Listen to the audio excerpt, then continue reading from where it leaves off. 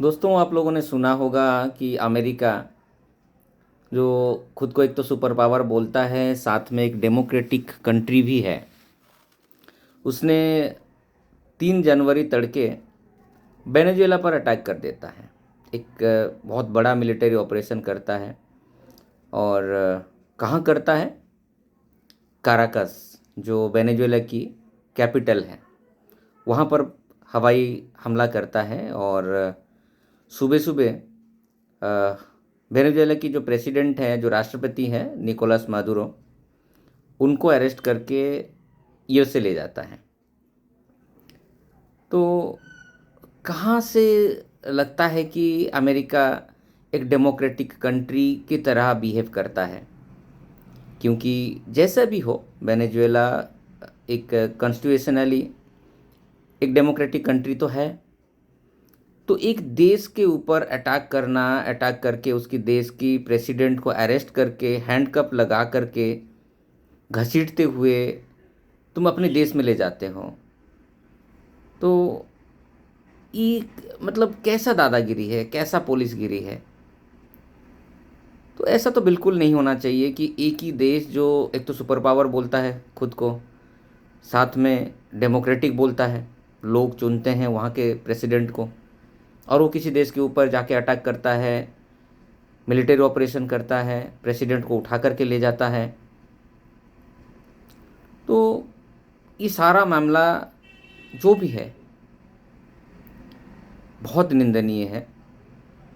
हालांकि इस चीज़ का यूएनएससी में आपातकालीन बैठक भी बुलाई गई। रशिया, चाइना जैसे देशों ने इसकी कड़ी निंदा भी की।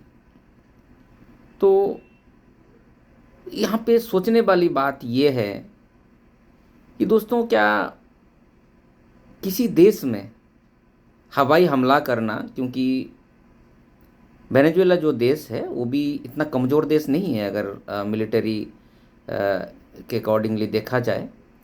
उसके पास सुखोई जैसे विमान हैं, एस-400 जैसे मतलब हवाई हमले को रोकने जैसी ताकत उसके पास है, इतने अच्छे अच्छे रेडर्स हैं। तो कैसे हो सकता है ये? तो इससे बिल्कुल समझा जा सकता है कि वेनेजुएला की कुछ उच्च पदस्थ कर्मचारी जो, या फिर अफसर जो हैं मतलब सुरक्षा में, उन्हीं लोगों की इसमें शामिल बताया जा सकता है या कहा जा सकता है।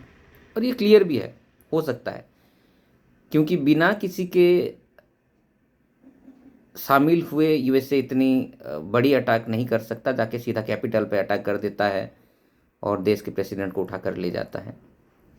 तो इससे तो बाकी देशों को बिल्कुल सतर्क हो जाना चाहिए।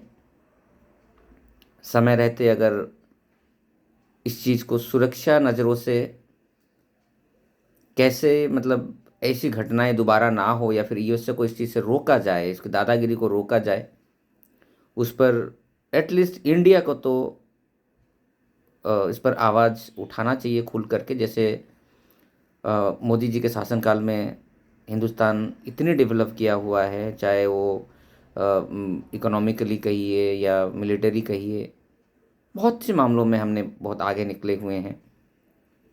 तो हमें तो इस चीज़ को बड़े लाइटली नहीं लेनी चाहिए।